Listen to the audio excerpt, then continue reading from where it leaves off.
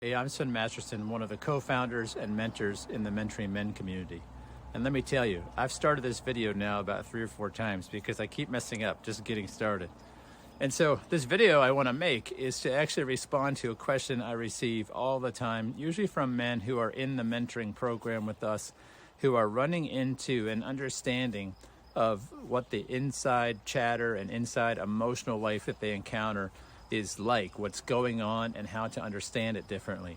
And so one of the things men start to understand is that they have much more ability to go in a different direction than their thoughts and feelings are indicating. And a lot of times for a lot of men, this is actually a new idea. It's a new reality. They have not really ever lived in a way that experiences one thing in thinking and emotions and yet decides to do a different thing. And so one of the questions that has recently come up again is, how do I get to the point where I can experience this emotion and then just do something different anyway?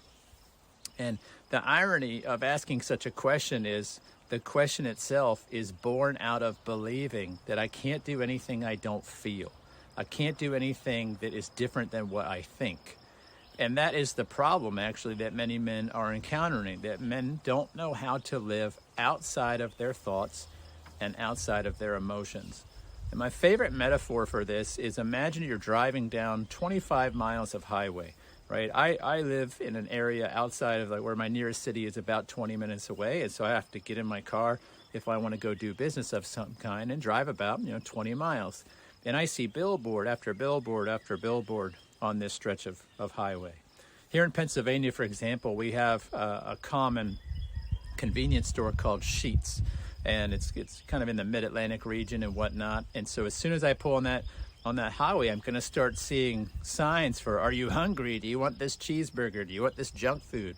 I'm going to see billboards for attorneys. I'm going to see billboards for dermatology promising to make me, or cosmetic surgery promising to make me look, more fit or whatnot. I see all kinds of messages on those billboards, and I'm passing all of them. I'm experiencing them, and I get to choose as a human being which one of those I'm going to interact with.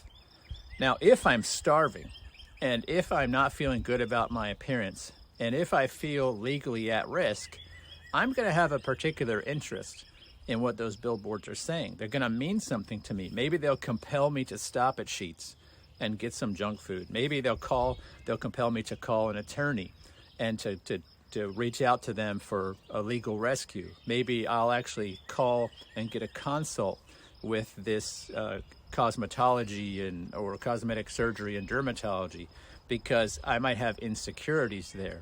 And so if I'm really insecure, I'm going to really focus in on what those billboards are saying. I'm probably even going to act upon whatever their message is, because the message is aligning with some deep insecurity that I have. And so this is actually a great metaphor for what's going on in our inner narrative. All human beings experience thousands and thousands and thousands of thoughts a day. I forget what the number is, but it's something like 12,000 or 20,000. It's a lot. It's a lot of thoughts we encounter every day. And much like a billboard on a highway, a 20-mile stretch of highway, we really are not necessarily responsible for these thoughts, right? They're just coming into our conscious awareness. Most experts agree we have really nothing to do with this, little to do with it. It's beyond our conscious control to decide what thoughts we experience. However, I do get to decide how I engage with thoughts. I get to decide which thoughts I want to zoom in on and kind of participate in, right? And so I want you to think about your awareness like you're driving down this highway, and that you're only focusing on things that feel like they matter. And so in order to start overcoming the instinct to respond to a thought, you really have to address the insecurity that is compelling you to focus on that thought. You can get a certain amount of traction by just learning to, in a very self-disciplined kind of brute force way, to ignore a thought, to just say nope, nope, nope. And I believe that actually will get you some growth, and it'll get you some traction in learning to kind of master your inexperience. But if you really want to take it far, if you really want to end that kind of constant sensation of being pulled into these narratives, what you actually have to address is the insecurity. So for example, if I eat a huge, delicious meal here on my homestead, and then I get in that car and I drive to town and I see a Sheetz billboard offering me junk food and quick, convenient food, it's going to have zero appeal to me. Why? Because I'm satiated. If I don't feel like I'm in any legal risk because perhaps I have, I've addressed whatever I feel like is a vulnerability, when I see that legal billboard, it's not going to register with me because I'm not going to feel a sense of need and insecurity legally, right? If I get up in the morning and I decide, through self-acceptance, I like who I am. I like the man I see in the mirror. I accept my body as it is, as a man that's nearly 50 years old. And I don't need to look like I'm 25. And maybe I do some inner work there and I'm just at peace with who I am. Well, then the cosmetic surgery and dermatology is really not going to offer me anything. And so I'll ignore those billboards pretty easily because they no longer speak to an area of need. And so the way to begin to act differently, the way we want to act, is really actually to begin to address our deepest needs, our deepest insecurities. A lot of us have been taught this defeatist, victimized message that your insecurities are just something that you just have and you have to stick with them. And that is an absolute BS message. It's not true. Your insecurities are all basically areas within that are simply unaddressed areas of uncertainty, fear, anxiety, and more often than not, shame. And so shame, for example, really leads us to believe that we're unworthy and unqualified to provide for our most deepest needs, right? So if I'm a person that experiences shame, and I'm not talking about the emotion of shame, I'm talking about the conclusion when judging between myself and a perceived standard, that I disqualify myself, I shame myself, I disqualify myself to believing I'm not qualified to meet that need, want, or desire within. And when I do that, then that want, need, or desire remains there as an unaddressed need. And if I walk around as a man with unaddressed needs and I go through life like I'm driving that down 25 miles of life highway, when I see a thought that seems to address that unmet need, then I latch onto it, I zoom into it, and I start becoming obsessed with the message of that thought. Now with men, one of the most fundamental unmet needs, the most insidious insecurity, is the knowledge that they have value, worth, and significance. In fact, you might even say it's the fundamental insecurity that men and really all humans carry around. And so when a man doesn't know who he is, when he doesn't know his sense of value and worth and significance, he's much like if I were totally starving and I get in my car and I drive to town and I see that Sheetz billboard. Although this man gets into his day-to-day routine, he drives through life and he starts looking kind of subconsciously, it's really his brain, saying, how do we meet this need? How do we solve this need, want, and desire? How do I patch this insecurity, right? But his insecurity is to know he's valuable, to know he matters, to know he's significant. And he'll start to strategize. Maybe if I got my wife's attention today, maybe if she puts her phone down and pays attention to me, I can feel okay. Maybe if a pretty girl at the office actually looks at me like she notices me, maybe that would do it. Maybe if I actually get my arms bigger, my chest bigger, and I look 20 years younger, maybe that'll do it, right? And so men start to walk through life strategizing kind of subconsciously, you're not doing this consciously, how to resolve this sense of insecurity. And so in order to really be able to overcome your thoughts reliably, effectively, and consistently, you have to be able to overcome your insecurity. And so that's where the real work is. And so for the man that just recently asked this question in my program, I want you to know, well, first of all, you're early on the journey. And so the very first step that we're taking you through in the Renewed Masculine Man is to first understand the inner dialogue going on, because that inner dialogue is actually telling you where your insecurities are. And so I don't want you to just try to silence and defeat your inner dialogue right now. So at first, I want you to actually notice it, maybe journal it out. I want you to journal what kind of things you keep finding yourself thinking about, because those thoughts are actually telling you what you're insecure about. And if you bring them back to the group, and I'm saying this to clients now who are in the renewed masculine man. If you bring those back, what we'll do is we'll unpack that together. We'll show you how the inner dialogue, especially inner dialogue when you're feeling emotionally a bit raw, contains within it the information that is a dead giveaway to your insecurities, right? And so one of the most effective things you can do is just purge that out, hand it to a person who knows you, who loves you, who cares for you, who knows how to kind of look at that with you and say, oh, well, brother, it looks like what you're saying here is what you're hungry, or you look like you're afraid of legal risk, or it looks like you don't feel good about yourself. And then they reflect that back to you as a brother in a community of men dedicated to the betterment of everybody. And then you could say, oh yeah, come to think of it, I do feel really insecure there. And then what we do is we start to address the insecurity. Why?